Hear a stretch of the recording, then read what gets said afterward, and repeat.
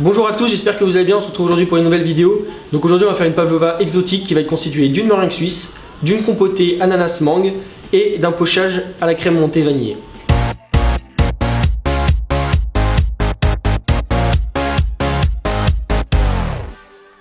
Dis-moi Martin, comment on fait une meringue suisse? Alors qu'est-ce qu'on a sur le plan de travail?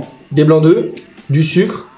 On va le faire chauffer au bain-marie à 60 degrés. Au bain-marie dans un récipient, c'est ça? Dans un cul-poule, avec une casserole avec de l'eau. Et dès que c'est 60 degrés, qu'est-ce qu'on fait? On le met dans la cuve du batteur. Ok. Et on monte au fouet. Au fouet jusqu'à temps? Jusqu'à voir le bec d'oiseau par exemple. Le bec d'oiseau, donc une meringue bien brillante en bec d'oiseau. Et là, la meringue suisse est terminée. Il n'y a plus qu'à la mettre au Après, moi, ce que j'aime bien faire aussi, c'est mettre un petit peu un demi-jus de citron, histoire de bien la serrer et d'avoir une brillance.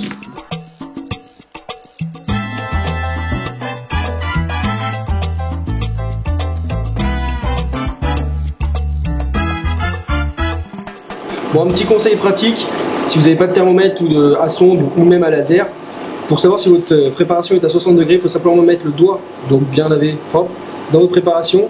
Si vous ressentez le bout de votre doigt qui picote, vous êtes à 60 degrés. Donc à partir de ce moment-là, vous allez pouvoir monter en haut. Donc la préparation est à 60 degrés, voilà, ça m'a picoté le petit bout du doigt. Donc là, on va tout arrêter et le mettre dans la cuve du batteur.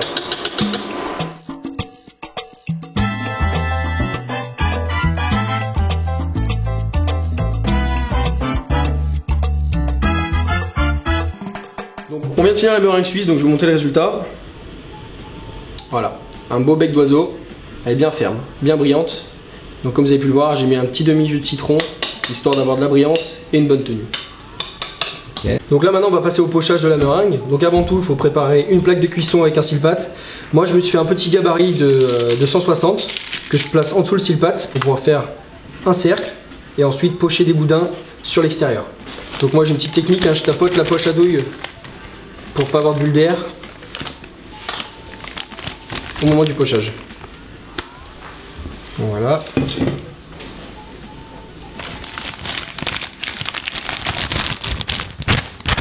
Donc je pose ma poche, je récupère une corne propre et ensuite je viens tasser jusqu'au bout de la douille. Voilà. Et ensuite, moi je tapote pour faire sortir les bulles d'air.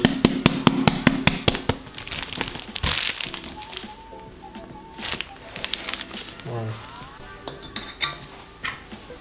Donc là, j'ai une douille de 16 et ici une douille de 14. Pour le cerf, je vais utiliser une douille de 14.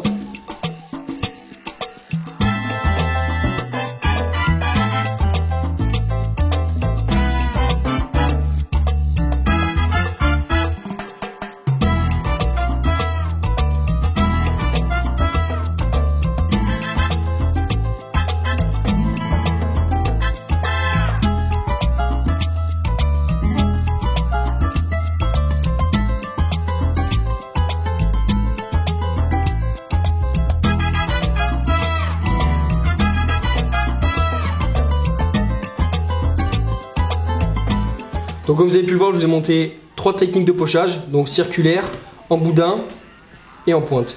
Donc là ce que je vais faire, c'est que je vais y ajouter de la coco râpée. Donc on va enfourner la meringue 1 heure, 1 heure et demie à 80 degrés dans un four ventilé.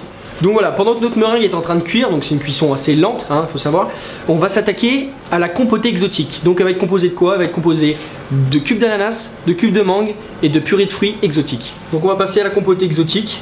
Donc on va mettre notre purée de fruits dans la casserole. On va la faire monter à ébullition. Et ensuite, on va essorer notre gélatine qu'on a au préalable mis dans l'eau froide, bien sûr. Et ensuite, mettre les fruits en morceaux. Donc la préparation est assez chaude. Je vais incorporer la gélatine essorée. Donc voilà, la gélatine est bien mélangée. Donc voilà, mélange homogène. Et je vais y rajouter les ananas en dés et la mangue en dés. Ce que je vous ai pas dit tout à l'heure, c'est qu'il faut en garder une petite quantité pour le décor sur le dessus. On va stocker notre préparation dans un cul de poule bien désinfecté, propre, et on va filmer la préparation au contact et la réserver pour au moins une demi-heure. Donc on peut bien évidemment préparer la compotée la veille Au moins ça laissera le temps à la préparation de bien refroidir. Comme ça le jour J, vous avez juste à dresser. Troisième et dernière étape, la crème montée. Pour le décor à la poche à douille.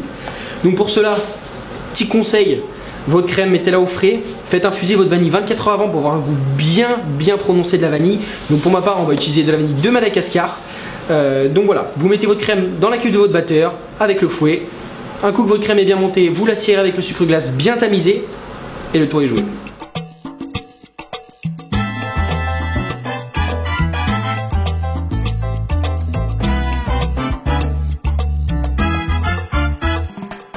Donc la meringue est cuite, les 3 étapes ont été faites, on va passer au montage.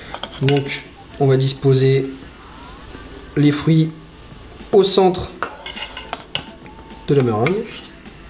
Bon là il y a du fruit Fernando, hein. Là il y a de la... C'est pour du volume. Hein. Soyez gourmand, pas de gourmand. Bon là c'est bon, là j'ai tout mis. Donc nous allons passer à la dernière étape du montage, le pochage de la chantilly vanille.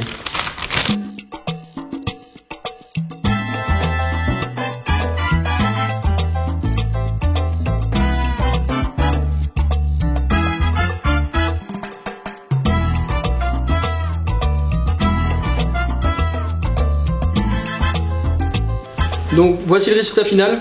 Donc vous voyez, moi j'ai décidé de faire ça avec une douille unie. Vous pouvez faire ça avec une douille cannelée. Voilà, vous faites les formes, la taille que vous voulez. N'hésitez surtout pas à suivre Patty's Coach. Le lien de ma chaîne sera dans la description. Alors amusez-vous, franchement. Ayez de la créativité. Étonnez-nous. Surtout n'oubliez pas de mettre en hashtag Patty's Coach et Martin Jacob pour qu'on puisse voir le résultat de vos créations. À la prochaine.